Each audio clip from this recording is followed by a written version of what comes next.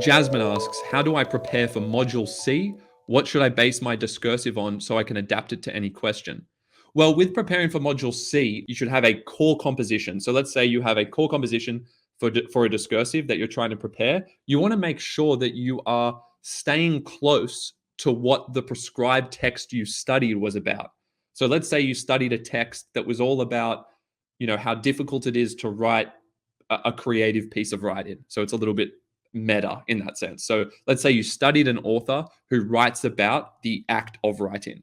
Okay. Well, I would write about something very similar. So if I've studied a text about the difficulty or struggle to write, I would also write something about that, but I'll make sure it's a little bit different, but I'm going to make sure it's actually quite similar. Okay. So I would pick a topic to write about that's very similar or connected, at least. Doesn't have to be similar. It could be even the opposite, but it's got to be connected to what that prescribed text was about, because that's going to allow you to answer a question that requires you to use some aspect of a prescribed text, like a character or a perspective, or of course, a style. You'll always be required to have a couple of the stylistic elements from a prescribed text, but I would also stay close to what that prescribed text was actually about. So style and substance, I say. Always make sure you're writing with the same style, or you're deriving from the style of someone that you studied as a prescribed text. And then I would also use something similar to the subject matter as well, the substance of what they were writing. So I would prepare a core piece like that to a practice question, and then I would make sure that I would know how to write a persuasive adaptation of that, or an imaginative version of that. So you need to kind of change the style a little bit for each of those. But I would make sure that whether I'm writing a discursive, imaginative, or persuasive, I'm writing about the same substance. So say your preference is discursive writing, make a core draft that's based on the style and substance of a prescribed text.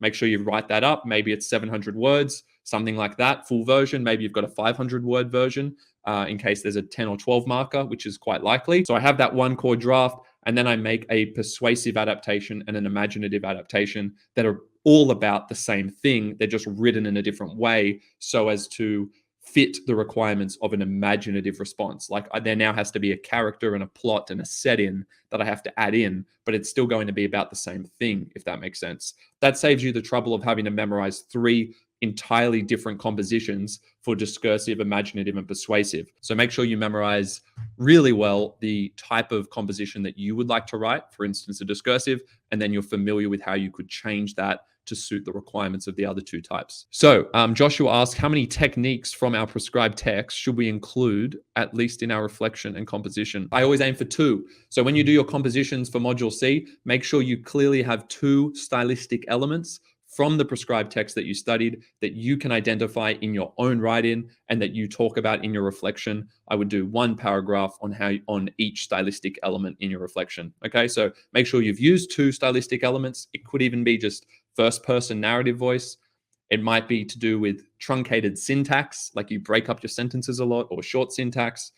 It might be something to do with irony. It might be to do with extended metaphors. Maybe extended metaphors are used a lot in the piece that you studied. You then use extended metaphors in your composition, and then you talk about that in your reflection in one of the paragraphs. So in my reflection, I would have 2 stylistic elements that I talk about, and I'm providing examples from the prescribed text and from my own text in that reflection. How do you adapt a creative writing draft to the stimulus? It's a good point. I use the acronym LIFE, which is we look at the stimulus, we say, should I interpret that literally? Should I internalize it so that it reflects my character's mindset so I don't need to interpret it literally? Because a lot of people look at a stimulus and they think, oh no, my story wasn't about that, or my discursive wasn't about that. And it's like, well, that's because you're only thinking about it very narrowly. You're thinking about it very literally.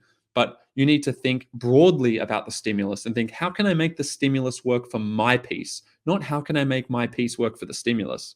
The stimulus works for you. And the way that the stimulus will work for you is for you to interpret it as broadly as possible using the life principles. So maybe you consider how you could use it literally. If you see a picture of the ocean, maybe you actually do set your imaginative composition at sea, but probably you don't do that. So then can we actually internalize it? Can the ocean represent my character's mindset? That's internalizing the stimulus.